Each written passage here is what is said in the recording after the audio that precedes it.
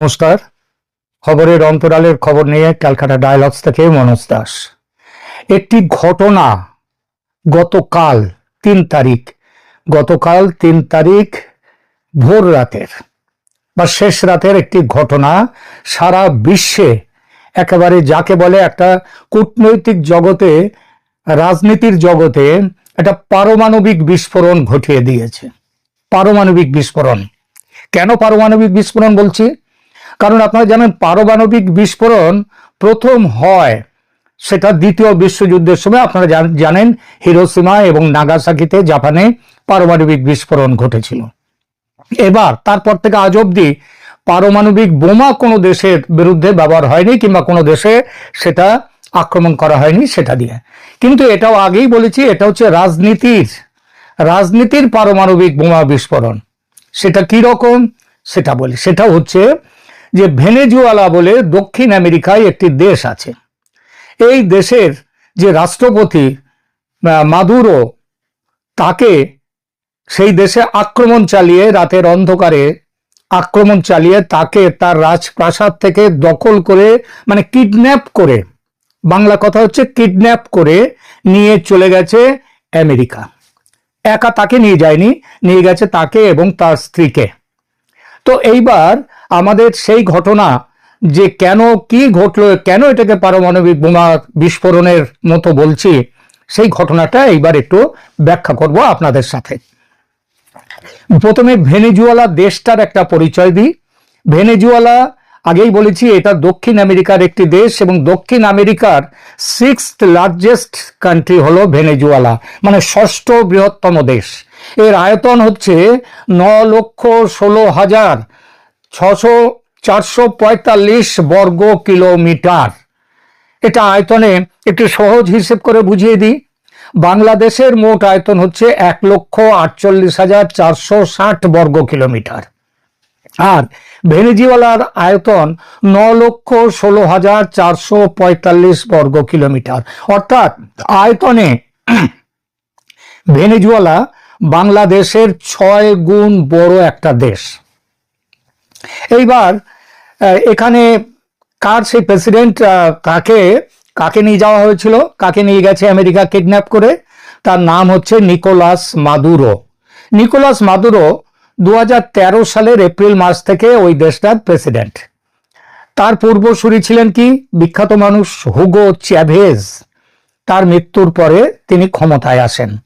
Maduro 2013 সালে নির্বাচনের মাধ্যমে ক্ষমতায় এলেও সেটা কিন্তু সঠিক নির্বাচন ছিল। তার পরবর্তী নির্বাচনগুলো 2018 এবং 2024 চরম বিতর্কের মুখে পড়ে। বিতর্ক তুলেছিল কারা? আমেরিকা তুলেছিল মুখ্যত। বিশেষ করে 2024 সালের জুলাই মাসের নির্বাচনে ও দেশের বিরোধী দলগুলো এবং আন্তর্জাতিক পর্যবেক্ষকরা ওই নির্বাচনে ব্যাপক কারচুপির অভিযোগ তোলেন, এবং তখন থেকেই যুক্তরাষ্ট্র বা আমেরিকা এই সরকারকে ভাঙার চেষ্টা করছে এবং তাকে, মাদুরোকে প্রেসিডেন্ট হিসেবে স্বীকৃতি দিতে অস্বীকার করেছে। অনেকটা বাংলাদেশের শেখ হাসিনা সরকারের সাথে কি মিল খুঁজে পাচ্ছেন? এইবার দেখুন, শেখ হাসিনাকে সেখানে তার বিরোধিতা করলেও তাকে সরাসরি আক্রমণ করে যেভাবে মাদুরোকে তুলে নিয়ে গেছে ভেনেজুয়েলার প্রেসিডেন্টকে আমেরিকা, সেটা করতে সাহস পায়নি। এই জন্যে, আর তখন তো প্রেসিডেন্ট ট্রাম্প তো তখনও ক্ষমতায় ছিলেন না, তিনি ক্ষমতায় থাকলেও হয়তো সেটাও করে ফেলতেন, কিন্তু সেটা তিনি করেননি, কারণ তখন বাইডেন ছিলেন ক্ষমতায়। ডেমোক্র্যাটরা, তারা ট্রাম্পের মতো এই দ্বিতীয় বিশ্বযুদ্ধের পর এমন একটা ঘটনা ঘটিয়েছেন ট্রাম্প, এমন ঘটনা ঘটাবার সাহস, ক্ষমতা, ইচ্ছা তাদের কিছুটা রাজনীতি অন্তত বাধা দিত। যাই হোক, তার জন্য শেখ হাসিনা ক্ষমতাচ্যুত হয়েছেন, কিন্তু তিনি অন্তত চলে আসতে পেরেছেন ভারতে। ভারত তার পাশে ছিল। আমেরিকার সঙ্গে এই যে ভেনেজুয়েলার দ্বন্দ্বটা, এটা দীর্ঘদিনের। এটা দ্বন্দ্বের মূলে কি আছে? মূলে সমাজতন্ত্র বনাম পুঁজিবাদ, ওগুলো পুরনো কথা, ওগুলো নিয়ে আমেরিকাও এখন মাথা ঘামায় না। আর এই সমাজতন্ত্র নিয়ে যারা, যেসব দেশ বলে তারা সমাজতন্ত্রের দেশ, তারাও সমাজতন্ত্র নিয়ে মাথা ঘামায় না। ওটা একটা জব্বা পড়তে হয়, আলখাল্লা পড়তে হয়। সেই আলখাল্লার মতো আমেরিকা পুঁজিবাদ, আর অন্য কয়েকটা দেশ তারা আবার বলে তারা সমাজবাদ, তারা কমিউনিস্ট কান্ট্রি বলে নিজেদেরকে। তো সমাজতন্ত্র বনাম পুঁজিবাদের লড়াই নয়, আসল লড়াইটা হচ্ছে তেলের সম্পদ। ভেনেজুয়েলায় বিশ্বের বৃহত্তম তেলের মজুত রয়েছে, বিশ্বের বৃহত্তম, ওই আরব দেশগুলোর থেকেও অনেক বেশি। তার পরিমাণ কত? 300 বিলিয়ন ব্যারেল, 300 বিলিয়ন ব্যারেল। আর ডোনাল্ড ট্রাম্পের বক্তব্য কি? ডোনাল্ড ট্রাম্পের বক্তব্য হচ্ছে ভেনেজুয়েলার যে তেল, ওর মালিক আসলে আমেরিকা। কেন আমেরিকা? তেলটা কি আমেরিকার যে জায়গা, অবস্থান, আমেরিকা দেশের মধ্যে কোনো জায়গায়? তা নয়। তার দাবি হচ্ছে ডোনাল্ড ট্রাম্পের যে ভেনেজুয়েলার যে তেল, ওটা আবিষ্কার হয়েছে, এবং সেটা আবিষ্কার এবং উত্তোলন শুরু হয়েছিল আমেরিকার মেধা এবং পরিশ্রমে। অর্থাৎ আমেরিকা ওটা আবিষ্কার করেছিল, প্রথম খুঁজে পায়, তারপর আমেরিকা তার পাইপলাইন টাইন বসিয়ে সেগুলোকে তোলার ব্যবস্থা করেছিল। অতএব ওর মালিক হচ্ছে আমেরিকা। সেটা ভেনেজুয়েলার মধ্যে থাকলেও তার মালিক আমেরিকা। এবং আমেরিকা, ট্রাম্প বলছে যে ভেনেজুয়েলা তাদের নিজেদের যে দেশ, সেই দেশ থেকে যে তেল তুলছে, সেই তেল আসলে চুরি করছে ভেনেজুয়েলা। তার মতে মার্কিন কোম্পানিগুলো ভেনেজুয়েলার তেল উত্তোলনের দায়িত্ব নিলে সেটা নাকি বিশ্বের পক্ষে ভালো।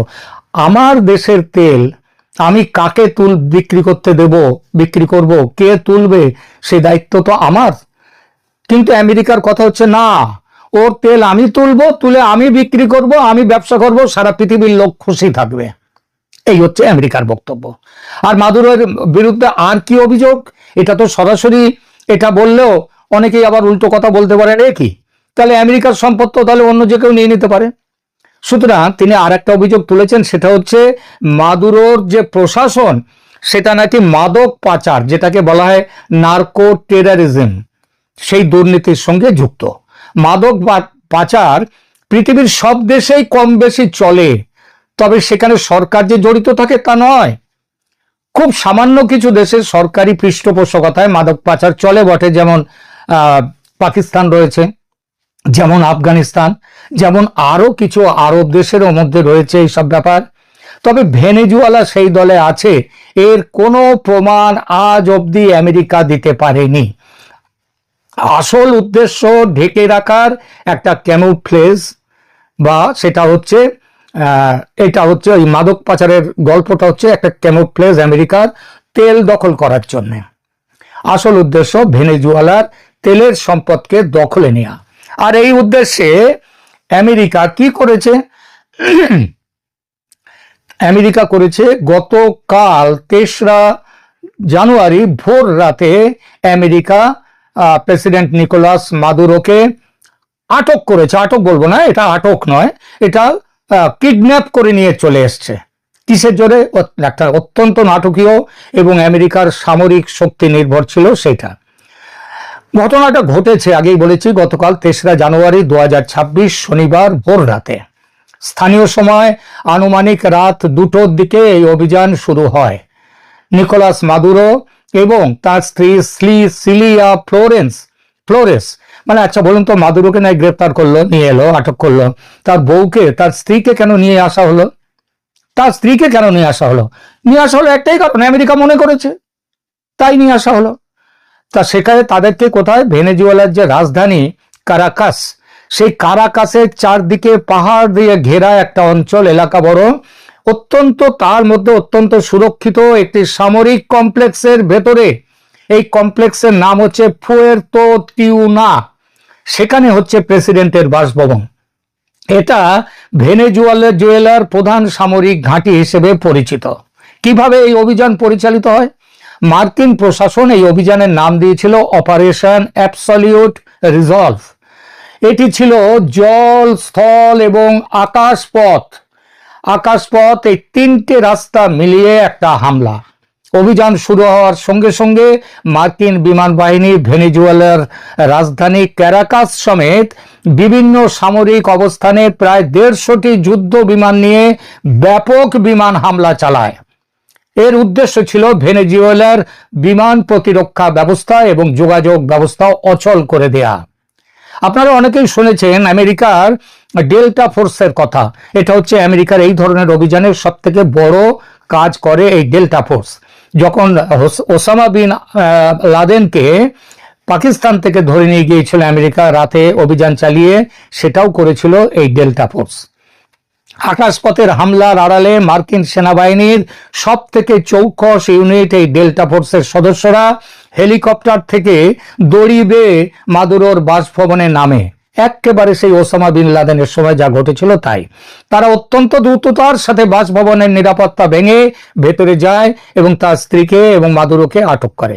তারপর আটকের পর দ্রুত তাদের হেলিকপ্টার করে ভেনেজুয়েলার উপকূলের কাছে অবস্থানরত মার্কিন নৌবাহিনীর যুদ্ধজাহাজ ইউএসএস ইওজিমা তাতে নিয়ে যাওয়া হয়। এখন প্রেসিডেন্ট ডোনাল্ড ট্রাম্প তার সামাজিক মাধ্যম ট্রুথ সোশ্যালে জানিয়েছেন যে মাদুরোকে ইতিমধ্যে একটি বিশেষ বিমানে করে মার্কিন যুক্তরাষ্ট্রে নিয়ে আসা হয়েছে। তাকে নিউ ইয়র্কের একটি নিরাপদ সেটাও বলেছেন যে একটা ফেডারেল কারাগারে রাখা হয়েছে। অভিযোগ কি? তার বিরুদ্ধে 2020